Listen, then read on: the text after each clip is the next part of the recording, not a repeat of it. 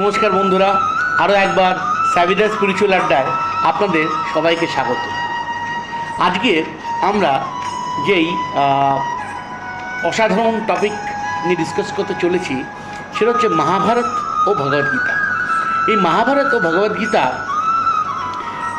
যেটা নিয়ে আমরা আজকে ডিসকাশনে এসেছি, অনেক দিন পর আপনাদের সবার সাথে আজকে দেখা হচ্ছে। সেইটা নিয়ে কিন্তু আমরা অল্প অল্প করে ভগবদ্গীতার 18খানা টিচিংস নিয়ে আপনাদের সাথে আড্ডা দেবো। আশা করি আপনাদের সবার ভালো লাগবে, কারণ এই এপিসোডটা আজকের রিসেন্ট জিও পলিটিক্যাল সিচুয়েশনের জন্য কিন্তু খুব ইম্পর্ট্যান্ট একটা এপিসোড। কেন ইম্পর্ট্যান্ট?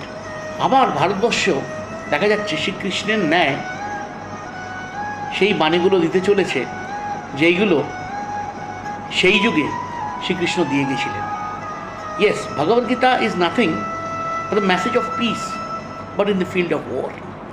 ওয়ার জোনের ভেতরে দাঁড়িয়ে যে ভদ্রলোক পিস সংলাপ দিয়েছিলেন অর্জুনকে ও আমাদের সবাইকে, আত্মচেতনার যে উপহার আমাদের দিয়েছিলেন, আত্মশান্তির যে উপহার আমাদের দিয়েছিলেন, সেটাই কিন্তু ভগবদ্গীতা।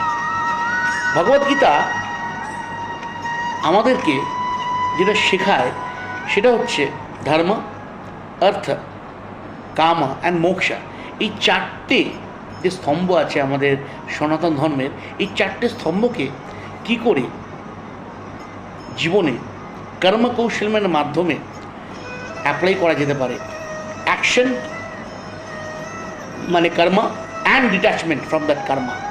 ডিট্যাচমেন্ট ওয়েতে কী করে অ্যাকশন করা যেতে পারে, এটাই কিন্তু ভগবদ্গীতার শেখা। ভগবদ্গীতার মেজর যে কয়েকটা জিনিস হচ্ছে কিন্তু ধর্ম, দ্য রাইচিয়াস ওয়ে অফ অ্যাকশন, ধর্ম। মরাল কনফিউশন, সেকেন্ড পয়েন্ট। আমরা রেগুলার মরাল কনফিউশনের যুদ্ধ করছি। মরাল কনফিউশন সারা পৃথিবীতে, এই মরাল কনফিউশনের জায়গা থেকে আজকে জিওপলিটিক্যাল সিচুয়েশন যেটা ক্রিয়েট হয়েছে, যুদ্ধের সিচুয়েশন যেটা ক্রিয়েট হয়েছে, Bhagavadgita deals with that also. Fear and grief, এই ফিয়ার অ্যান্ড গ্রিফ, অবন্ত অর্জুনের মতো যোদ্ধার এই ফিয়ার অ্যান্ড গ্রিফ দুটোই, যেটাকে বিষাদ যোগ বলা হচ্ছে, Bhagavadgita first chapter of Bhagavadgita is the Vishad যোগ।